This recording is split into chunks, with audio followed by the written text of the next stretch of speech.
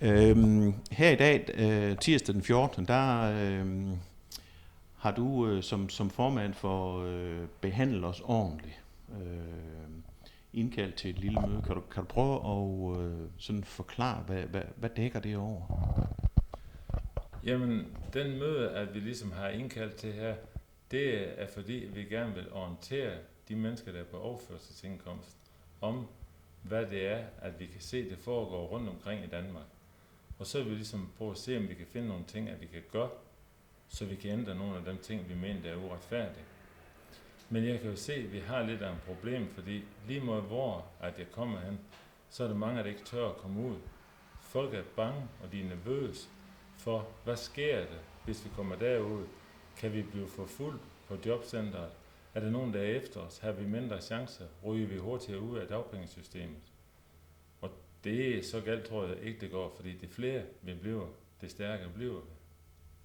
Så det er simpelthen et problem, det der med, at dem, som en eller anden spøgefuld engang fandt på at sige C-holdet, altså at de ligesom er blevet lidt bange for at komme frem i lyset, at der ligesom skulle ske nogle repressalier og sådan noget. Det er ligesom det handler om. Jeg vil sige, at de har haft utrolig god held med det der med, at de ligesom har skabt C-holdet, for de kan holde dem nede. Og det er mange gange, at C-holdet ligesom vil slås lidt indbyrdes. Og det er der kun én hold, der klapper i hænderne af.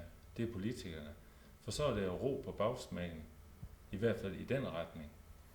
Den dag, hvor at vi ligesom får folk til at indse, at det godt kan betales, og vi er ved at blive flere og flere, så vil uroen begynde at brede sig på bagsmækken, og så bliver politikerne bange.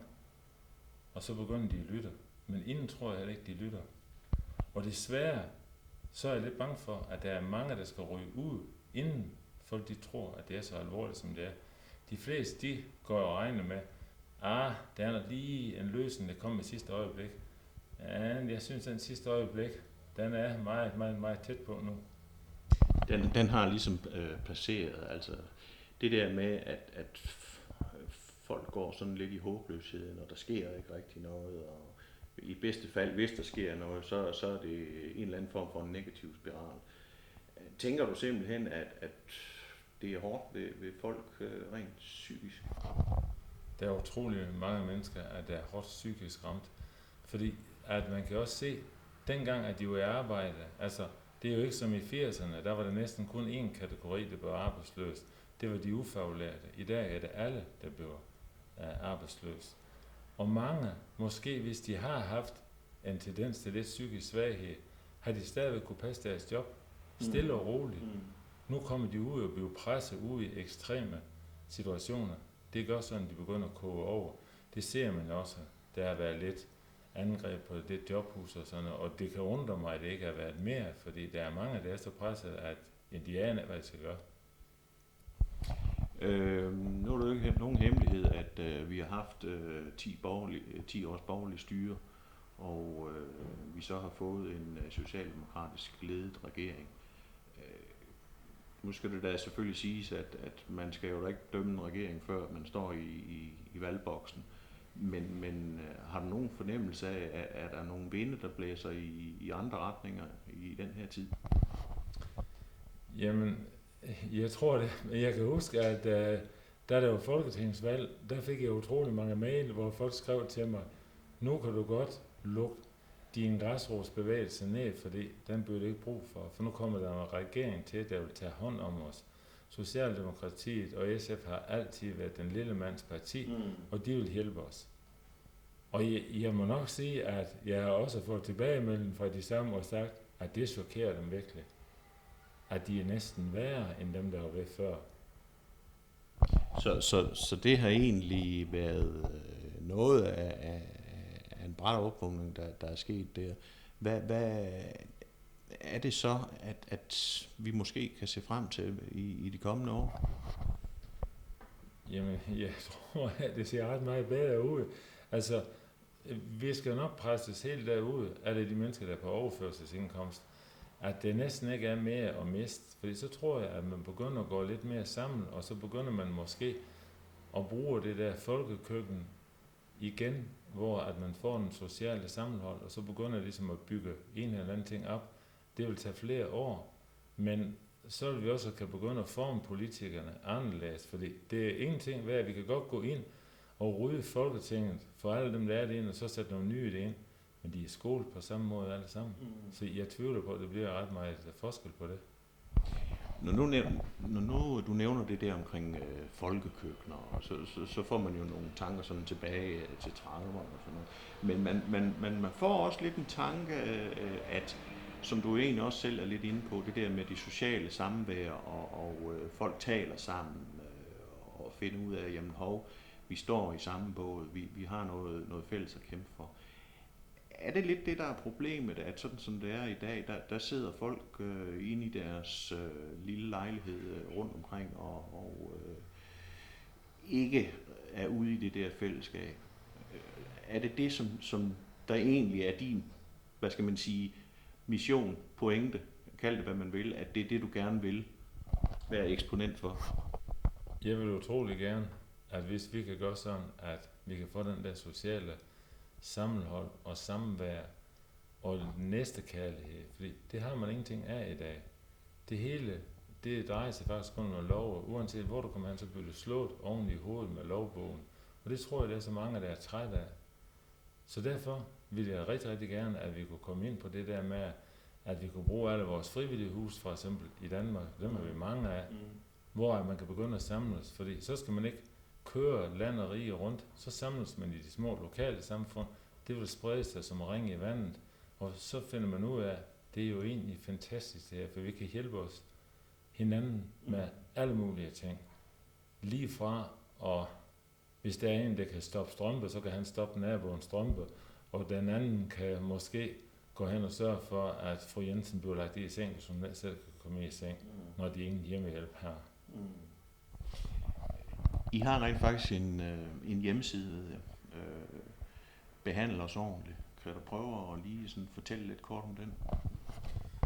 Ja, altså den hjemmeside, der fortæller vi om så mange forskellige ting, som der sker rundt omkring, og med det samme, at vi hører nogle ting, at der er blevet vedtaget i Folketinget, så gør vi alt for at informere det ud, fordi vi synes, at det egentlig skulle være talsmænd for det, fagbevægelsen.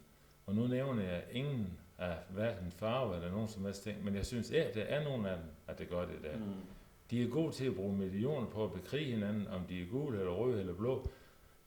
Det går de mere op i, end fortælle deres medlemmer, hvad det er, de eventuelt kan gøre. Jeg ved, at hvis vi tager sådan en ting som praktik, der er jo rigtig, rigtig mange, der bliver sendt ud i praktik. De tror, det er en rigtig arbejdsplads. De arbejder, som om det er en rigtig arbejdsplads. Så nedlægger man sin egen arbejdsplads. Praktik, det betyder, at man skal ud og finde ud af, om det er noget, man kunne tænke sig.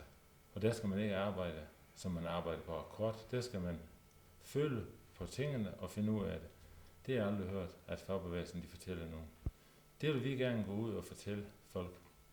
Og listan, den der seniorlovordning, den har jeg heller ikke rigtig hørt. Den har vi gjort alt for at få ud, fordi at hvis folk er så uheldige at falde ud, og de kan komme over på den, ja, så skal de da have den mulighed.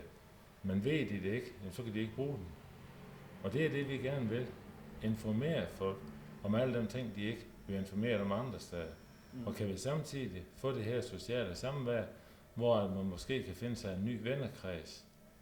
Fordi alle mennesker har brug for at snakke med nogen. Og det var det, man gjorde før på arbejde, men bliver man så sendt hjem, og måske er sygemeldt, eller man kommer på førtidspension, eller man er kontanthjælpsmodtager, eller man går på dagpenge, så har man ikke de samme mennesker at snakke med. Og vi ville utrolig gerne, at vi kunne være dem, at det ligesom kunne være med til at få det i gang igen. Jeg ved, at I rent faktisk også gerne vil bruges som bisidder i konkrete tilfælde.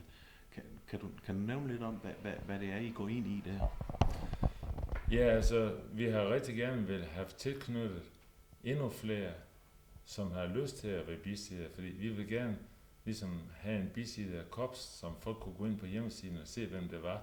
Men det har ikke været så stor succes, som vi godt kunne ønske os. Men jeg har selv været med Folkehus som bisidder, Og jeg vil da anbefale alle, der skal snakke med hende, deres A-kasse, fagforbund eller deres kommune, jobcenter, hvad ved jeg, og tage en bisidder med. Uanset hvem det er, en man er tiltro til, for det er altid rart at komme to, for de er næsten altid to. Så derfor, og jeg vil gerne, hvis der er nogen, der ser det her udsendelse, at det kunne tænke sig at være bisidder i den her område, må de gerne gå ind på vores hjemmeside og kontakte mig. Ja, fordi man kan vel egentlig netop sige, at den gruppe her, vi taler om, er jo i forvejen i en udsat position, og når man bliver rykket igennem alle de her tiltag, som det offentlige nu kan finde på. Og så er man ligesom presset lidt på psyken, og derfor netop kunne man sige, at det med bisidderen, eller det med en hjælpende person, eller en som er med og kan se ting også fra en mere neutral synspunkt. Det er vel, det kan vel næsten kun være en fordel. Det er kun en fordel, og som du siger, at der er utroligt mange, at der er hårdt presset, og måske ikke kender loven helt ud på fingerspidserne. Ja. Og det gør dem, de sidder overfor. Og de vil jo blive endnu stærkere, når dem, de snakker med, de ikke kender loven, for så kan de ikke se, om det er sandt, det de siger. Så derfor er det en god ting at have en med, der måske ved lidt om det, og samtidig lige kan notere en par ting, som man så kan snakke om bagefter. Ja.